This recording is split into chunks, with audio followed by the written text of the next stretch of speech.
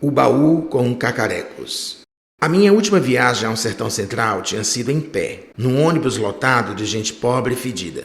Eu estava triste e apreensivo quanto ao meu futuro, sem um tostão no bolso e um lugar no mundo que pudesse chamar de meu. Agora, a realidade era outra.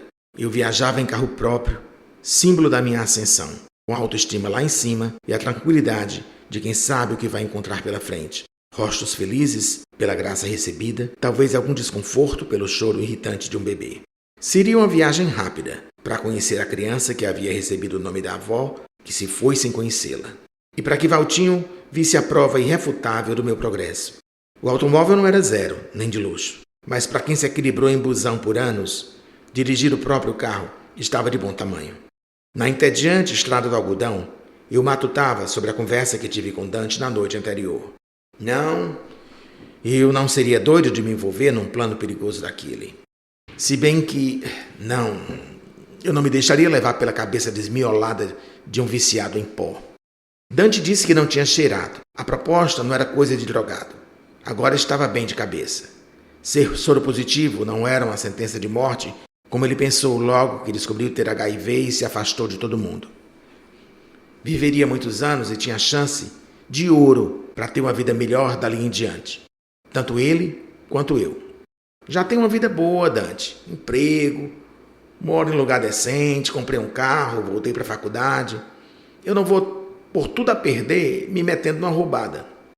Ei, cara, sua vida tá boa, mas pode ser muito melhor. Você quer bem mais, eu sei, você é como eu, sonha big. Eu já ganho bem, macho. Ganha salário, essa coisinha, pingando na conta toda quinzena. Não vai lhe tirar do lugar onde você está. Você não vai querer ficar marcando o passo o resto da vida, vai? Não descartei sua proposta. Disse que precisava pensar, analisar os riscos. Ele daria a resposta na volta da minha viagem. Pedi o tempo só para não dizer um não diretamente na sua cara.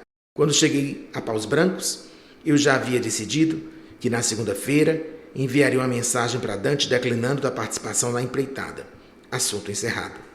Ao entrar na casa de Valtinho, vi alguém que não queria encontrar. Meu pai, deitado numa rede no alpendre. Senti falta de ar e palpitação. Me deu vontade de dar minha volta, ligar o carro e ir embora. Mas respirei fundo e passei direto, fingindo que não havia ninguém ali.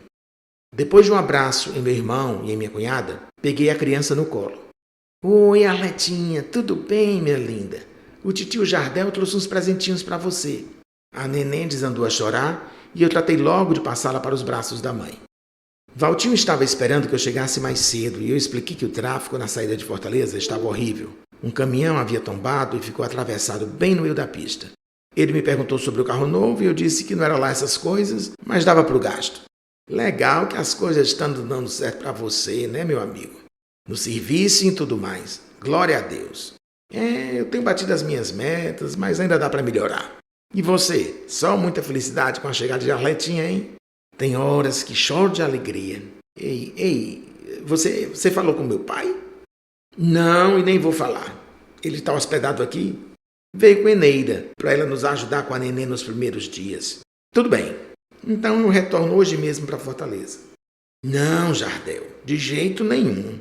Você vai ficar no fim de semana inteiro, do jeito que combinamos. Eles voltam para Quixeramobim depois do almoço, já está tudo acertado. Vi que a rapariga de meu pai estava na cozinha, ao fogão. Essa mulher, não sei como você aceita essa safada na sua casa. Jardel, Eneida e papai se casaram de papel passado e se entregaram a Jesus. Os dois agora fazem parte da minha vida. Meu pai é vagabunda, crentes, posando de santos, era só o que me faltava. Jardel, você devia ter uma conversa franca com Eneida. Tem coisas que você não sabe. Talvez lhe ajude a perdoar papai. Acho que está na hora de você... Eu não quero conversa com essa puta, nem com meu pai. Se você insistir, eu vou embora agora. Tudo bem, se acalme. Vamos deixar isso pra lá. Não quero que você se chateie como da última vez que esteve aqui. Respirei fundo e fiz uma cena com a cabeça. Quer tirar um cochilo antes do almoço para descansar da viagem?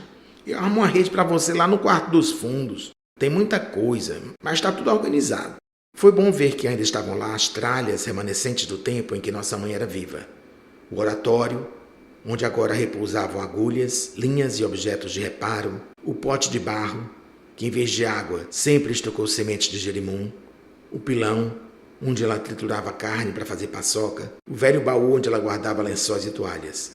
Só tem mulamba aqui, eu disse certa vez, abrindo o baú. Eu devia ter uns 7 anos. Ela ouviu e me passou um carão. Você dê graças a Deus por esses mulambos, seu ingrato. Tem gente que não tem nem o que vestir, nem o que comer, quanto mais pano para se cobrir e se enxugar.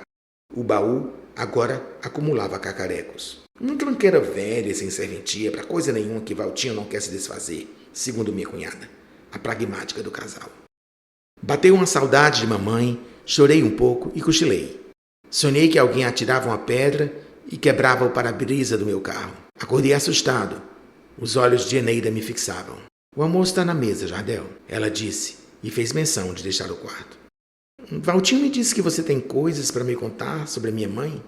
Tenho. Que eu vi? Não. O que eu sei já me basta. Ela flagrou você e meu pai transando. Saiu desesperada da sua casa, atravessou a rua e foi atingida por uma moto. Sinto lhe dizer, mas Arlete nunca foi santa. Levantei-me de supetão e a deixei falando sozinha. Valtinho, não vou almoçar. Volto mais tarde, quando meu pai e a rapariga dele tiverem ido embora. Pedi uma cerveja no bar do Massaroca, que me serviu e foi puxando conversa. Contou que meu pai costumava tomar umas e outras quando eu e Valtinho éramos pequenos. Ficava alto depois da segunda dose da branquinha, se levantava e começava a dançar forró sozinho. O povo adorava o jeito como ele trançava as pernas e rodopiava, dava um verdadeiro show. Mas depois que começou a seguir a lei dos crentes, deixou de apreciar o ardor na goela e de dançar forró.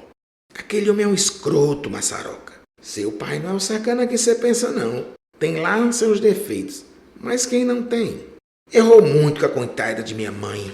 Todo mundo erra nessa vida, homem de Deus. Porque é justo seu pai seria diferente. Me deixe quieto. Não quero saber nada daquele bosta. Valtinho veio me buscar no fim de tarde e eu, já bêbado, falei que Eneida tinha acabado com a vida de nossa mãe e ainda queria falar mal dela sem que a coitada estivesse aqui para se defender. E me irritei quando ele falou que seria bom eu ouvir a versão de Eneida, bem diferente da que a gente conhecia. Por favor, não venha agora defender aquela vagabunda. Não estou defendendo, homem. Eneida e papai podem ter inventado a história toda.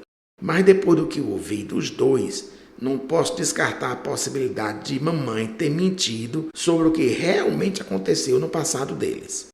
Voltei para a casa de meu irmão angustiado, me lembrando de uma discussão feia entre meu pai e minha mãe. Ele falando que era infeliz no casamento e que bebia para afogar as mágoas. A narrativa que eu ouvia desde pequeno sobre a relação dos meus pais, um homem grosseiro que fazia a esposa indefesa sofrer, talvez encobrisse a verdade que mamãe preferiu omitir. A imagem de perfeição que eu enxergava nela podia ser apenas uma miragem infantil. Ela pode ter realmente não ter sido tão santa e pode ter, por vingança, jogado os filhos contra o pai de propósito. Agora, com o céu escuro, de ressaca e irritado, de novo no quarto nos fundos da casa em que me sentia amparado quando criança, a conversa que tive com Dante na noite anterior voltava à minha mente. Acendi o cigarro e me veio a tentação. E se eu participasse do plano? E se desse certo? Eu não passaria o resto de minha vida marcando passo, como ele disse, separando uns trocados todo mês para fazer uma poupancinha. Por que esperar anos a fio para acumular dinheiro se eu posso ter muito em tão pouco tempo? Minhas mãos gelaram, a garganta secou e o coração acelerou. O gatilho da ambição que me jogava para o alto foi acionado.